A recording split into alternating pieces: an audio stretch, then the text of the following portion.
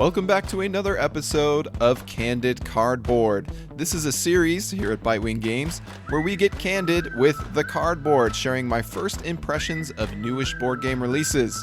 Now, I'm coming to find that being a Reiner Knizia fan is much like being a fan of eating. You're constantly hungry for more, and there's always new and exciting flavors to explore. So today, we'll sandwich Nidavellir between these hunks of Reiner game bread, specifically Whale Riders, Royal Visit, Modern Art the card game, Yellow and Yangtze, and Whale Riders the card game. My name is Nick Murray, and this is the Bitewing Games podcast.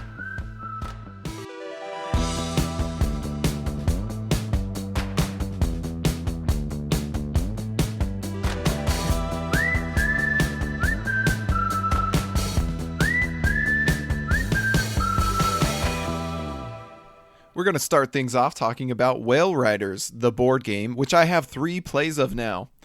Whale Riders is top tier for Knizia family games. Dead simple rules, gorgeous illustrations, a charming theme, speedy turns, and a tense tempo are the secret ingredients to this fantastic new game. Like many of Knizia's best, here you take 2 actions of your choice on your turn. These action options include sail forward 1 port, purchase 1 tile from your current port, with the oldest tiles being cheapest and newer tiles sliding down to replace what you purchase. Take a coin, discard any cards from your hand, or fulfill any contracts in your hand. Now, keeping a rapid pace along the coast is just as important as using your actions efficiently, and these 2 urgent needs are usually at odds with each other.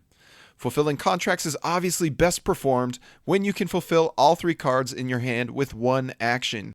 But those fulfillments also grant you more money, which you'll desperately need now to draft the best tiles before your opponents can claim them. If you take the cheap tiles this turn, then the better tiles will slide into those cheap positions for you to claim next turn, but you can save an entire turn if you just pay a little extra for what you really need now. There is a deliciously relentless push and pull between the players and the mechanisms. We've also found that the added variant of objective tiles, known as the Clan's Decree, adds another layer of decisions to this space.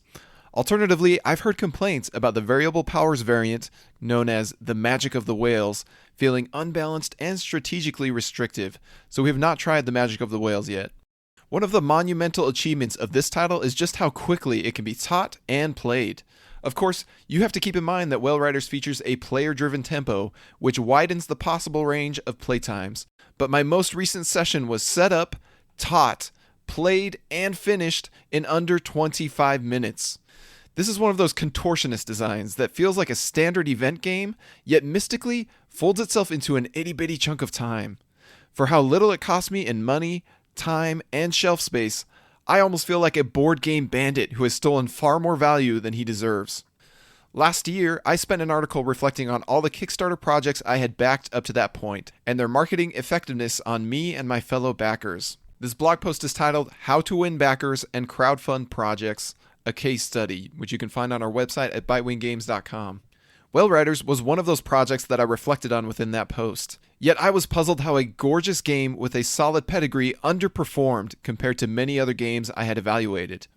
My conclusion was that Whale Riders simply lacked an obvious, standout hook.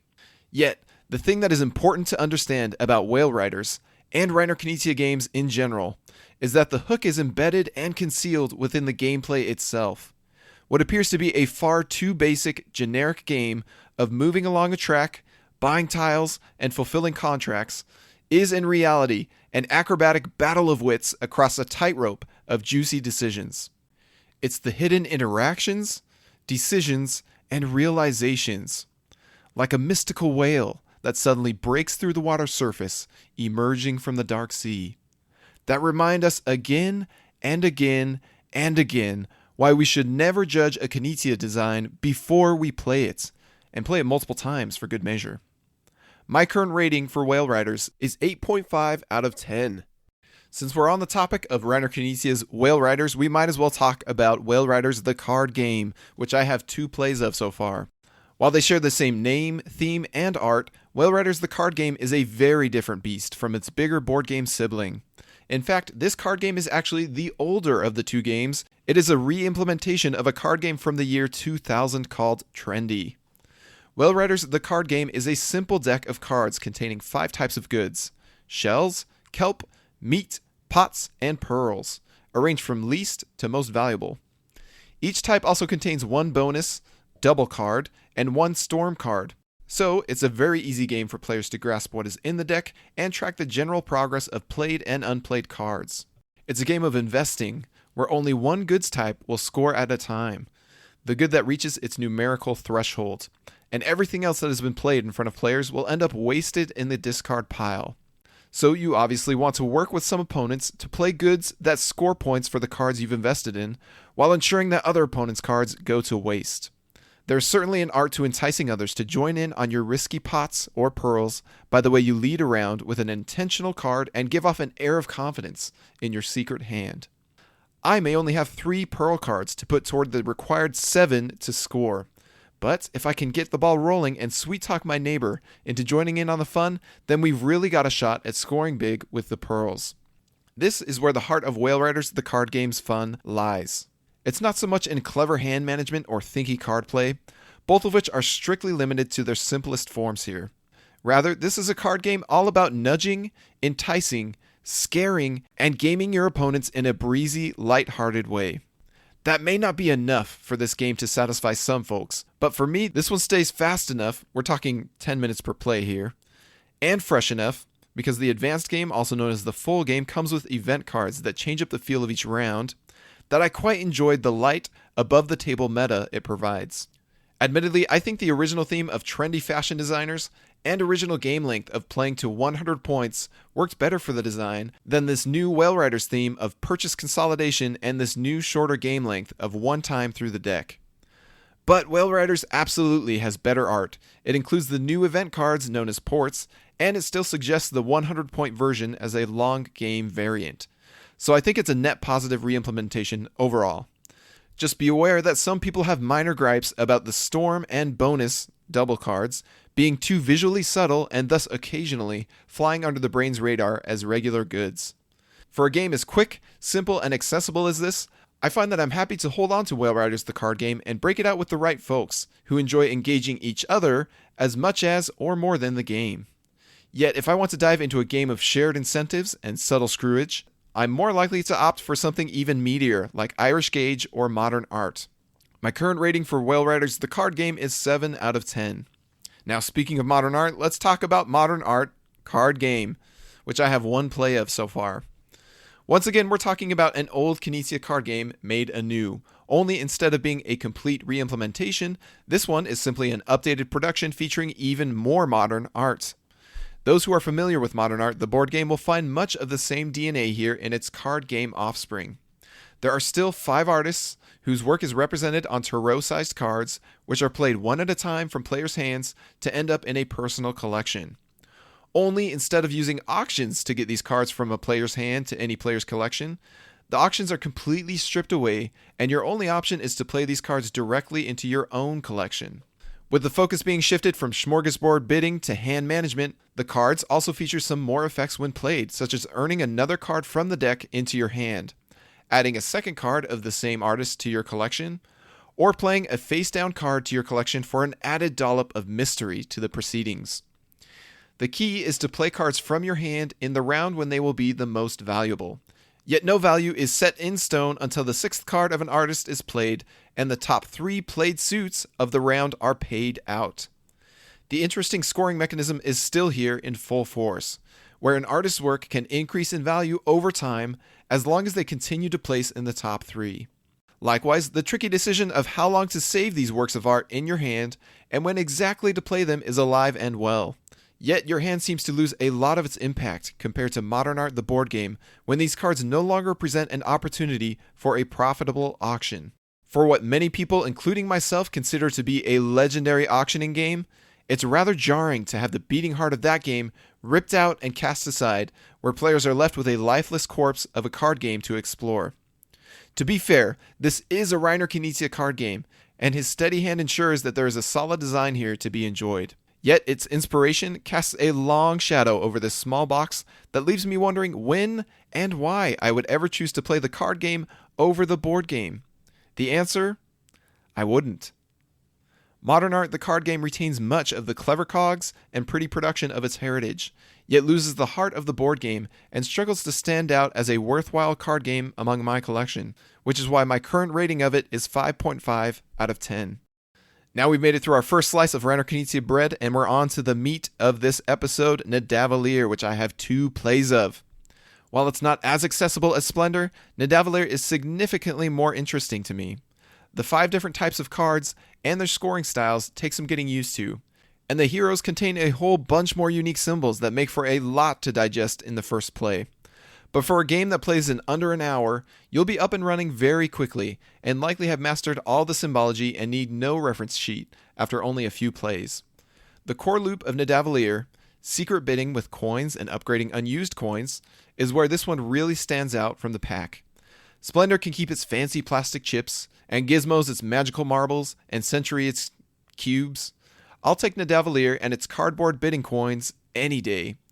While the concept here is novel, I'd like to see auctions feel even more tense and meaningful.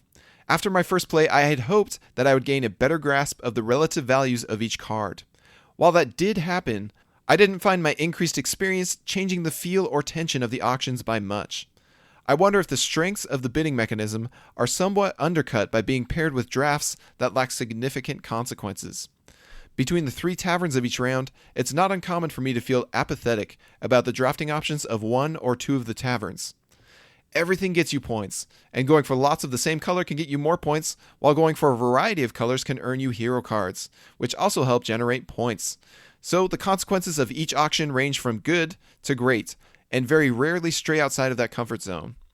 Nidavellir certainly follows the tried and true path of being a safe game with an intriguing mechanism mixed in. These games always catch an ooh or an ah when their singular clever concept is revealed during the rules explanation. But they also struggle to achieve poignantly memorable moments or a wide emotional range. It's an interesting balance that designers must face, where making a broadly appealing game can lead to increased sales and popularity at the expense of the design's dynamic personality and potent flavor. The sharp edges of a design are often what keep a game from feeling dull. Go figure.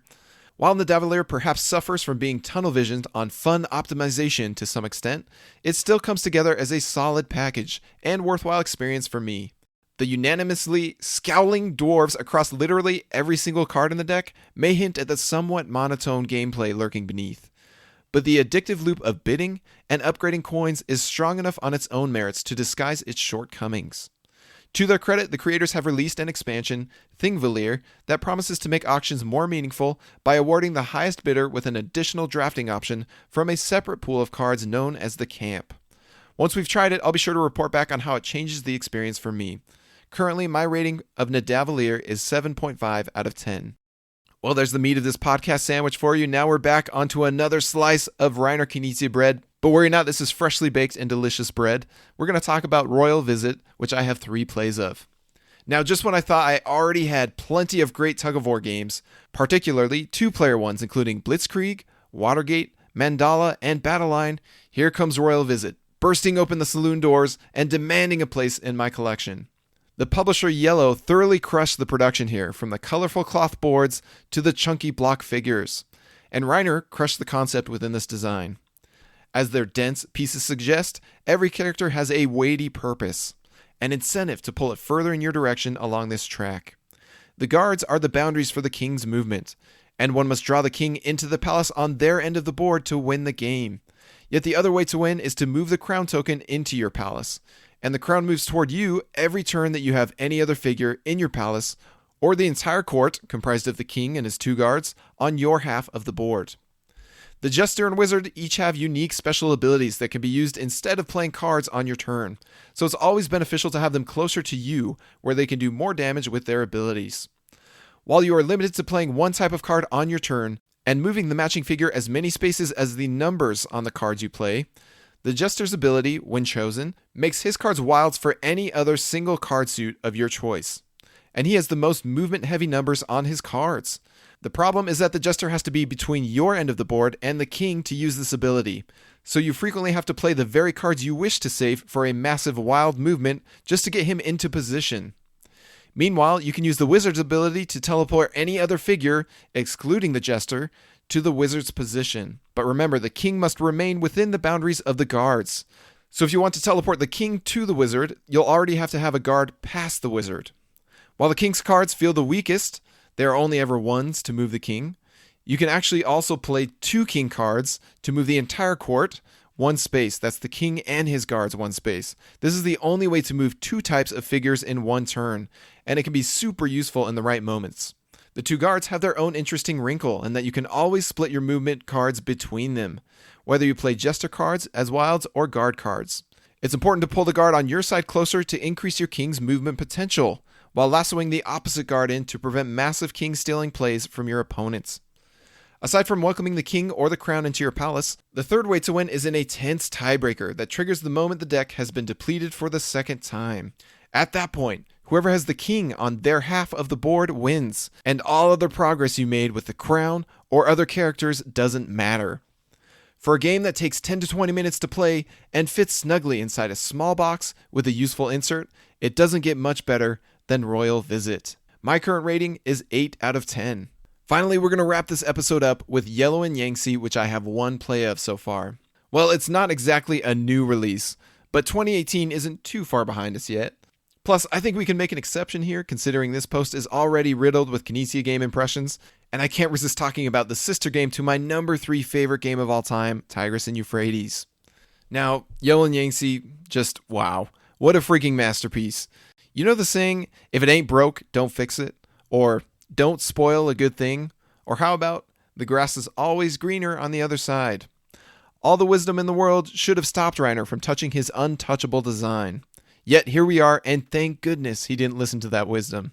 Yellow and Yangtze is the Tigris and Euphrates doppelganger, alternate timeline, or long-lost twin. It's a modernization of Reiner's greatest work, yet it's not a replacement. I wouldn't put one above the other as they both share the same delicious core, yet provide distinct flavors. Yellow and Yangtze is definitely something you can't approach with the same strategy as Tigris and Euphrates, but the fundamental similarities make me naturally want to approach it in the same way. With Tigris and Euphrates, I love to plot and scheme my way into massively lucrative wars that swing the pendulum of momentum in my favor. These huge wars are still present in Yellow and Yangtze, yet they are significantly streamlined and overshadowed by the even more important and fleeting pagodas. In Tigris and Euphrates, the civilizations are like a slowly rising pile of snow that eventually collapse into an insane avalanche of tiles and points. In Yellow and Yangtze, the civilizations are more comparable to a winter parking lot that is blanketed with fresh snow every few hours, but regularly shoveled and salted. The thing to appreciate about Yellow and Yangtze is how Reiner has infused every tile type with purpose outside of its universal use. In fact, these tiles required more purpose when he also streamlined the wars down to using the red military tiles only. That's probably one of the key takeaways here. Yellow and Yangtze is undoubtedly the more streamlined version of the 2 games. The trickiest thing for people to grasp and wrap their minds around and understand the ramifications for is the wars. Yet wars have been reeled in here to a single battle between 2 kingdoms using their red military might only. And the fallout of wars is less destructive for the losing side and less rewarding for the winning side. These tweaks serve to make the game a less strategic and more tactical affair. Not better, not worse, just refreshingly different. Bouncing back from a heavy blow is much faster and easier here, and the landscape of leaders across the board is more rapid, dynamic, and fluid. Unused leaders are given purpose, and unwanted tiles are given value. Rather than flying low for many turns waiting to strike a single fatal blow like in Tigris and Euphrates, you're better off pouncing on the fleeting opportunities of each round in Yellow and Yangtze. If you can even spot them, of course.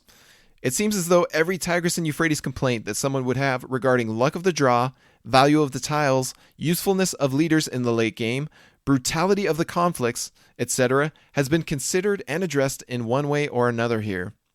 And somehow, that doesn't make Yellow and Yangtze superior to Tigris and Euphrates for me. It's merely a yang to Reiner's masterful yin. See what I did there? Between the low-key enormous shift to hexagon spaces from squares, and the shocking addition of yellow tiles providing wild points, there's an entirely new pool of possibilities to explore. Many will plant their flag on one side of the fence or the other, but I think I prefer to sit on the fence itself and enjoy the panoramic view. My current rating for Yellow and Yangtze is 10 out of 10. And as a side note, if either Yellow and Yangtze or Tigris and Euphrates catch your interest, then the best time to jump on a copy is as soon as possible, as they are both entering the dark ages of their publishing cycle until a new publisher inevitably picks them up. And as a double side note, we got to take the Board Game Geek plastic and bamboo tiles of Yellow and Yangtze for a spin, and they were precisely as exotic and luxurious as that sounds. Just make sure you find yourself a bigger cloth bag if you decide to upgrade your own copy, as they bafflingly left that problem up to the customer to solve. Well, how was that for a candid cardboard sandwich featuring Reiner Knizia's newish games and Nidavellir? And if you're looking for more Reiner Knizia goodness, you're in the right place. Head on over to our website, bitewinggames.com, and check out our upcoming Kickstarter campaign featuring 3 Knizia games. Be sure to subscribe to our monthly newsletter there so you don't miss out on this killer collection. And stay tuned for next week's episode where I plan to share my top 10 filler games of all time. My name is Nick Murray, and this is the Bitewing Games Podcast.